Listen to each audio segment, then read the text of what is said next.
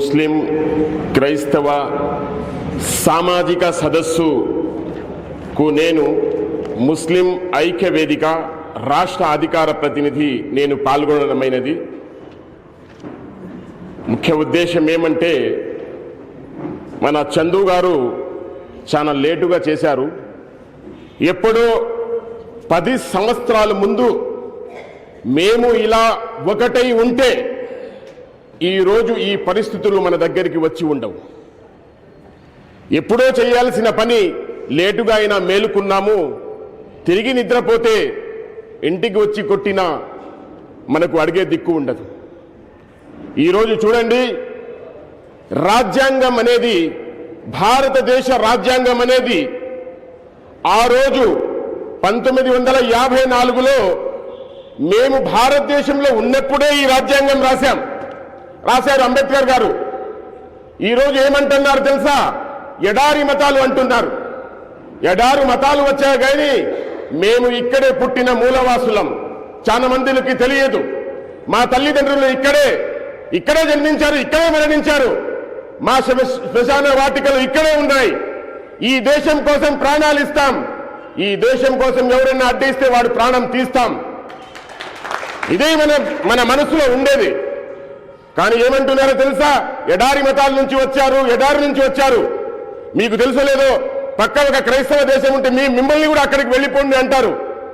మాటకు వస్తే పాకిస్తాన్ వెళ్ళిపోండి, బంగ్లాదేశ్ వెళ్ళిపోండి అంటున్నారు. ఎందుకు వెళ్ళిపోతాం?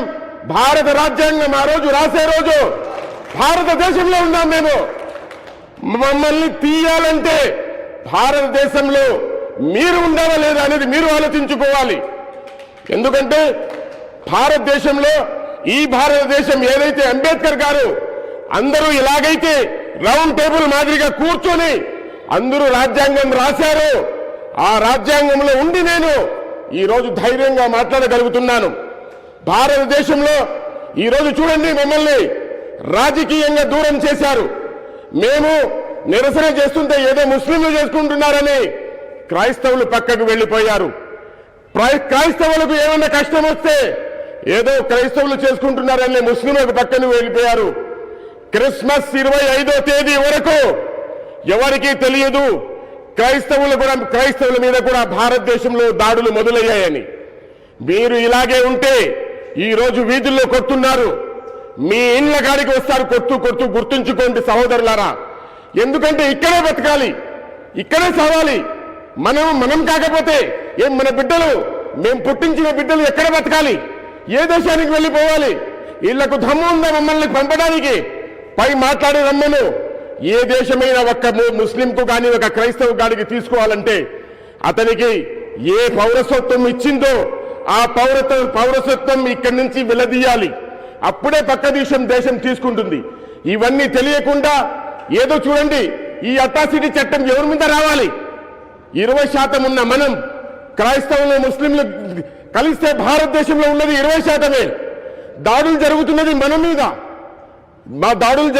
మన మీద. ఒక మార్గం కనుక్కున్నారు వాళ్ళు. ఎందుకంటే చూడండి, దేవాలయాలలో, మసీదులలో, చర్చిలలో దాడులు చేస్తే వీళ్ళు బయటికి రారు అని. కానీ మాకు దైవం ఇదే నేర్పించింది.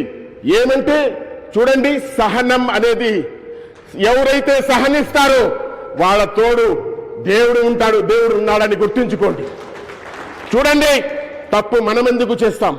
ఇక్కడ ముస్లింలు ఉన్నారు, క్రైస్తవులు ఉన్నారు. తప్పు చేసిన వారు నరకంలో పోతారు, మంచి చేసిన వారు స్వర్గంలో పోతారు. దానికోసమే మేము పోరాడుతున్నాం.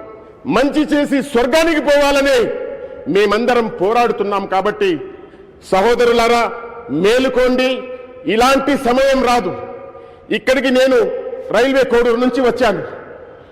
నేను ఒక్కనే వచ్చాను, కానీ రేపు 100 మందిని నేను అలా అక్కడ చేర్చించగలను. మీరు అనుకుంటున్నారు మీరు ఒక్కరే అని. లేదు, ప్రతి కుప్పం నుంచి, పలమనేరు నుంచి, పుంగనూరు నుంచి, చిత్తూరు నుంచి, కడప నుంచి, రాయచోటి నుంచి, ప్రతి చోటు నుంచి ఇక్కడికి వచ్చి ఉన్నారు. కానీ వాళ్ళ తోడు అందరూ చూస్తున్నారు. ఇక్కడి నుంచి ఎంతమంది పోయారని ఇంటెలిజెన్స్ అంతా రిపోర్ట్ రాసుకుంటుంది. ఎందుకంటే నేను ఘాటుగా ఎందుకు మాట్లాడతాను తెలుసా?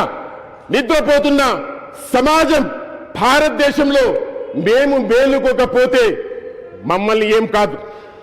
నాది 56 సంవత్సరాల వయసు. నన్నేం చేసుకోలేరు వాడు. నాది చివరి గమ్యం. కానీ మా బిడ్డలు ఎలా బతుకుతారో ఆలోచించండి. రేపు వాళ్ళకు కొట్టేటప్పుడు మీరుండరు, నేనుండను. ఈ పరిస్థితుల్లో మసీదులపై దాడులు జరుగుతున్నాయి, చర్చిలపై దాడులు జరుగుతున్నాయి. మేము ఈరోజు ఒక్కటి కాకపోతే రేపు మా బిడ్డల భవిష్యత్తు ఎలా ఉంటుందో ఆలోచించుకోండి. ఎందుకంటే రాబోయే పరిస్థితులనే నేను ఈ ముస్లిం ఐక్య వేదిక ఎందుకు ఏర్పాటు చేశాను తెలుసా? ముందు ఇంటిని చక్కబెట్టుకొని వీధుల్లోకి రావాలని. ఈరోజు ఇది నేను ఇంటిని చక్కబెట్టుకున్నాను. మా శ్రీచందు లాంటి ఒక యువకుడు బయటికి వచ్చి నన్ను ఒక సమూహంలో పిలిపించాడు. రా బ్రదర్, నువ్వు కూడా మాట్లాడు అని. ఇలాగే ప్రతి చోట నుంచి మాట్లాడేవారు బయటికి వస్తే ప్రభుత్వం దిగిరాక తప్పదు. లేకపోతే లేని ధర్మాలు కూడా వస్తాయి.